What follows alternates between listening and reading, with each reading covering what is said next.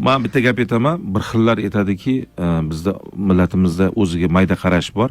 Mayga qara deydi, o'qisang sen hokim bo'larmiding yoki Andijondan bo'lsa, o'qisang Asakani olib berarmiding, noto'g'ri yonda. O'qib olim bo'larmiding? O'qib olim bo'larmiding? Mana ko'rmamiz o'qiganlar nima bo'ldi? Yo'q, bolalarni sindirmaylar. O'zi eng bosh motivator bu ona. Ke deydi, sen dunyoda eng aqlli bolasan. Sendagi aqlli bola onaga yomon gapirmaydi. Bizda og'zingdan qoning, bizning qo'shnimiz bo'lardi, rahmatli, mana Ma'sum o'lib ketdi.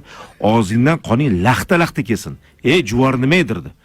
Yo'q bo'lib ketdi shu oila. Juvar nima bo'lib ketdi? Og'zingdan qoning laxta kelsindirdi. U qarg'ashni eshitib men bundan so'rardim. Bu laxta nima degandirdi?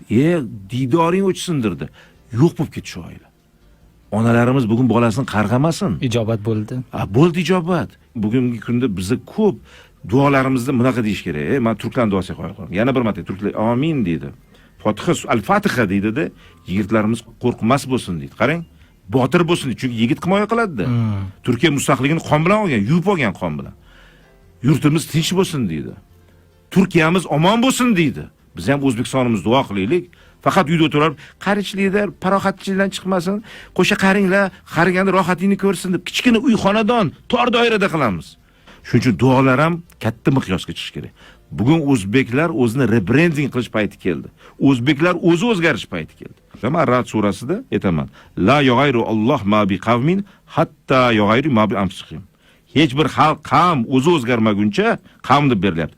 Alloh ham uni o'zgartirmaydi. Biz fatalist bo'lmaylik. Alloh xohlasa, Alloh bizga bergan bu kuchni. Qismatni duo qismatni o'zgartiradi. Men bilaman, o'zimda ko'rganman.